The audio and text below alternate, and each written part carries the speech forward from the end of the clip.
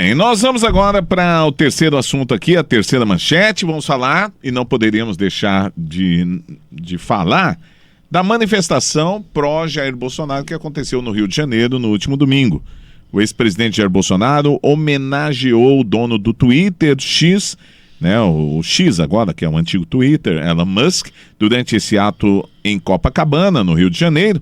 Depois de mencionar o empresário, Bolsonaro pediu uma salva de palmas para o magnata. Eu trouxe esse assunto aqui, mas ela é apenas uma das partes que aconteceu.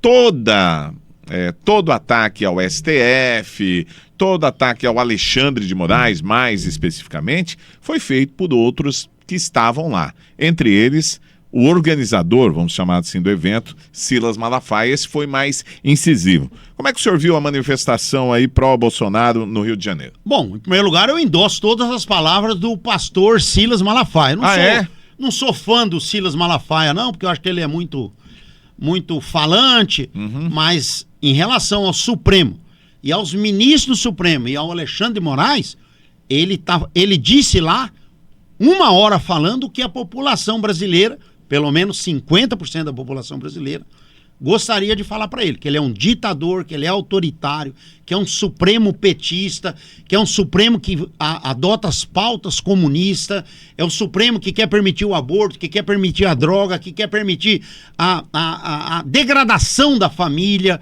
Então ele falou o que realmente o público da direita fala. Então eu endosso as palavras dele, com um pouco de ressalva aqui, um pouco de ressalva ali, mas ele disse o que o Alexandre de Moraes precisava ouvir. E rasgou o verbo. Agora, com relação ao ato em si, excelente. Eu quero ver o Lula fazer um ato que tenha a quantidade de pessoas que teve em São Paulo, que tenha no Rio de Janeiro, tem em Fortaleza, que tenha no Alagoas. O Lula não reúne hoje 200 sindicalistas. Não faz por quê? Porque ele tem medo. Ele tem medo da população. Ele só vai em lugar fechado. Ele morre de medo do povo. Morre de medo da vaia. Porque ele está sendo vaiado em todo lugar que ele vai. Então é medo do povo. Você sabe que no discurso do Bolsonaro ele também falou um pouco do medo de sofrer um novo atentado e disse para as pessoas não desistirem caso aconteça alguma coisa. Esse medo também é real? Olha, eu particularmente entendo que todo político municipal, estadual ou federal, ele pode ser vítima de bandidos, assassinos, seja do espectro do mando político ou não. Eu acho que todo político ele tem que tomar um certo cuidado. Tem maluco aí por aí. Tem louco de toda forma e natureza. Tem loucos da esquerda e tem loucos da direita. Por exemplo, o Adélio. O Adélio é ligado, a história dele é à esquerda, o PSOL, essa turma aí do PT. A história não ficou muito bem contada do Adélio, Nunca vai ficar. Nunca vai ficar porque falaram que ele é louco. Então, quando você não quer que uma história no mundo jurídico, que uma história não tenha fim... Para não colar. Você fala que o indivíduo é louco.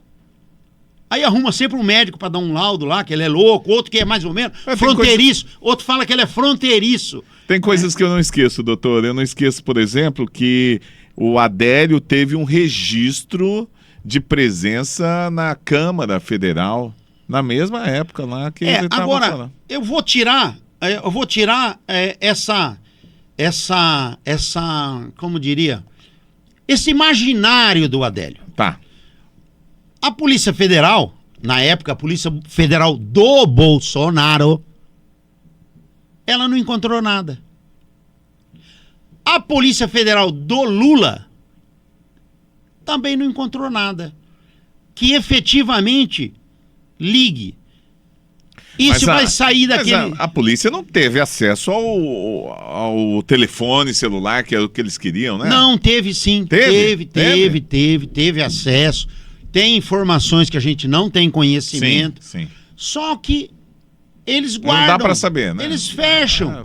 Então nós, mortais, simples mortais, quem somos nós na fila do pão para saber efetivamente o que corre no inquérito da Polícia Federal de Brasília?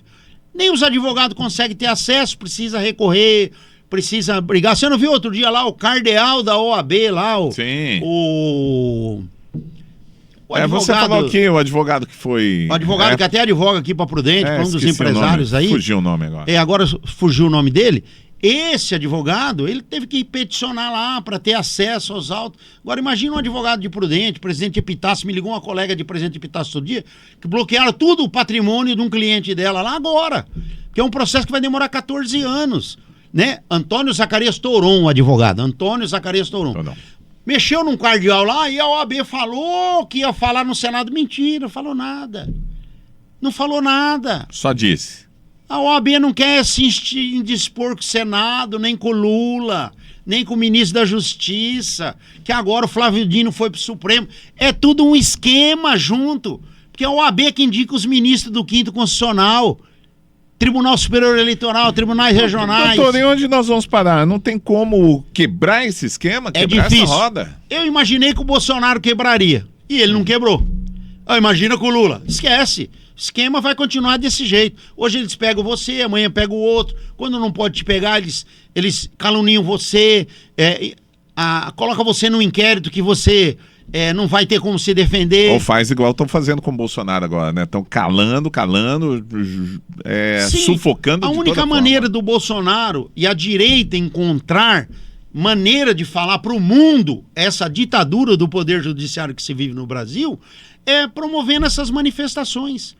Eu acho que já deveria programar outra para a Avenida Paulista, porque São Paulo não aceita ditadores. São Paulo é democrata.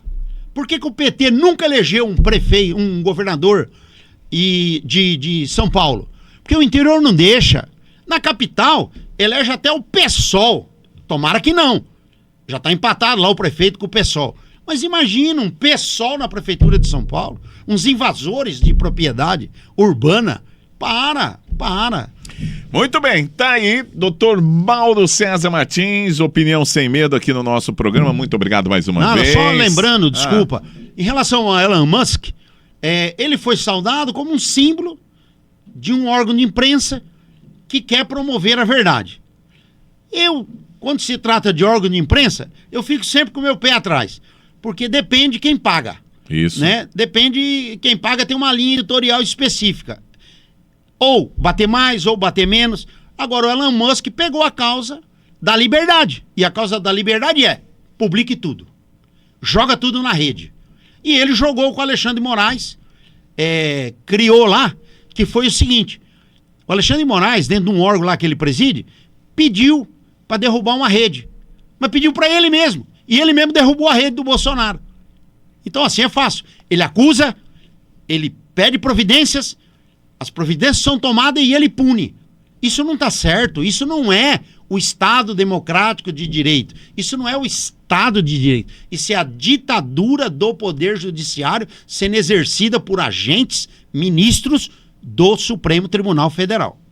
Muito bem, tá aí, doutor Mauro César Martins, amanhã ele está de volta a partir das 7:30 da manhã aqui no Jornal da Mix.